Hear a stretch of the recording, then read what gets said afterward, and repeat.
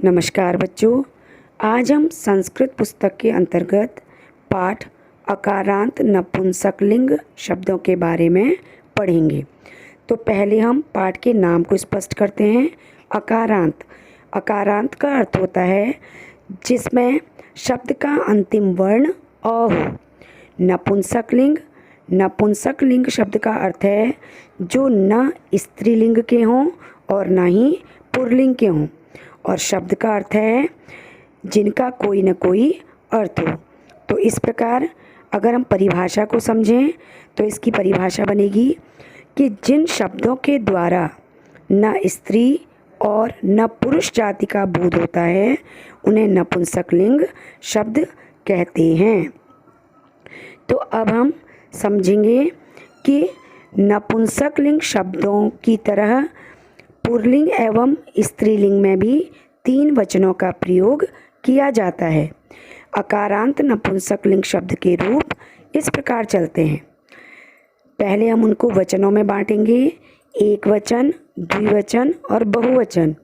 इसके बाद हमारा जो भी मूल शब्द है उसके एक वचन में शब्द के अंत में म शब्द का उच्चारण होगा।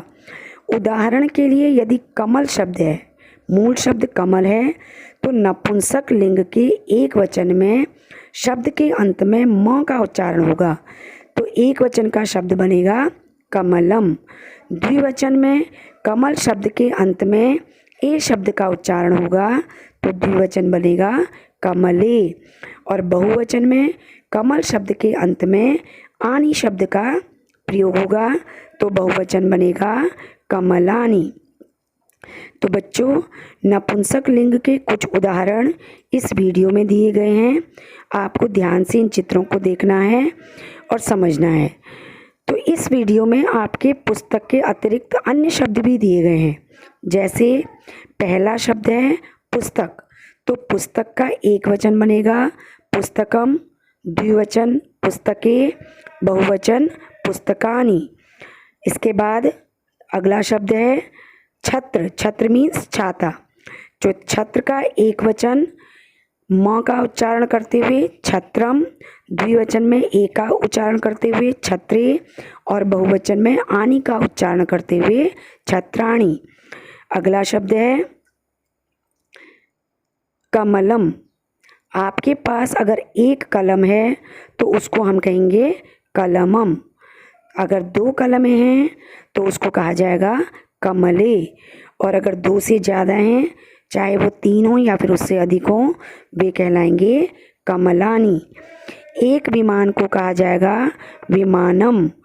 द्विवचन में 2 विमानों को कहा जाएगा विमाने, और बहुवचन में अनेक विमानों को कहा जाएगा विमलानी। इसके अलावा एक फल है तो फले, फलम, माफ़ कीजिएगा, द्विवचन है तो फले और बहुवचन है तो फलानी। तो इस प्रकार आपको इस वीडियो के माध्यम से नपुंसकलिंग और फलम यानी फलों के संस्कृत नामों की जानकारी भी प्राप्त होगी। आम अगर एक है तो उसको कहा जाता है आम्रम, 2 आम को आम्रे, और अनेक आमों को आम्राणी। इसी तरह से हमारा जो नारियल है उसको कहा जाता है नारिकेलम। नारिकेलम का अर्थ है एक नारियल, नारिकेले 2 नारियल, और नारिकेलम केलानी अनेक नारियल। तो इसी तरह से अगर एक अनार है तो दाड़िमम, 2 अनार हैं दाड़िमे, और अनेक अनार हैं तो दाड़िमानी। अनेक बच्चे जामुन पसंद करते हैं, तो जामुन को संस्कृत में कहते हैं जम्बूफलम। जम्बूफलम का अर्थ होता है एक जामुन, जम्बूफले 2 जामुन, जम्बूफलानी अनेक जामुन। इसके बाद है अमरूद, अमृतफलम एक अमरूद, अमृतफले 2 अमरूद, अमृतफलानी अनेक अमरूद। इसी तरह से जब हम पानी पीते हैं, खाद्य पदार्थ भी नपुंसकलिंग के अंतर्गत आते हैं। अगर एक पानी का गिलास है तो उसको कहा जाएगा जलम, 2 पानी के गिलास हैं तो जले, और अनेक पानी के गिलास हैं तो जलानी। क्योंकि पानी वैसे तो काउंट नहीं होता है, लेकिन अगर ये बर्तनों में रखा हुआ है तो इस तरह से इनको बोला जाएगा जलम, जले, जलानी। इसी प्रकार अनाज के दाने भी अनकाउंटेबल होते हैं। एक अनाज का दाना है तो उसको हम कहेंगे अन्नम, 2 अनाज के दाने हैं तो अन्ने, और अनेक अनाज के दाने हैं तो कहलाएंगे अन्नानी। इसी तरह से गेंद है, गेंद को कंदुकम, 2 गेंदें हैं कंदुकानी, कंदुके, और अनेक गेंदें हैं तो उसको कंदुकानी कहा जाएगा। समाचार पत्र, एक समाचार पत्र को समाचार पत्रम, 2 को समाचार पत्रे, और अनेक को समाचार पत्राणी।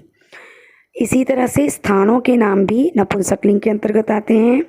अगर एक बगीचा है तो उपवनम, 2 बगीचे हैं उपवने, और अनेक बगीचे हैं तो उपवनानी। एक पत्ता पत्रम, 2 पत्ते पत्रे, और अनेक पत्ते हैं तो पत्राणी कहे जाएंगे। एक फूल को पुष्पम कहा जाएगा, 2 को पुष्पे, और अनेक को पुष्पाणी। इसी तरह एक कमल कमलम, 2 कमल कमले, और अनेक कमल कमलानी। तो इस प्रकार बच्चों हमने आज के पाठ में सीखा कि नपुंसक लिंग शब्दों के तीनों वचनों के रूपों का किस प्रकार प्रयोग किया जाता है, और साथ में जो ना तो पुरुष जाति का बोध कराते हैं और ना ही स्त्री जाति का बोध कराते हैं, इन शब्दों को नपुंसक लिंग कहते हैं। धन्यवाद।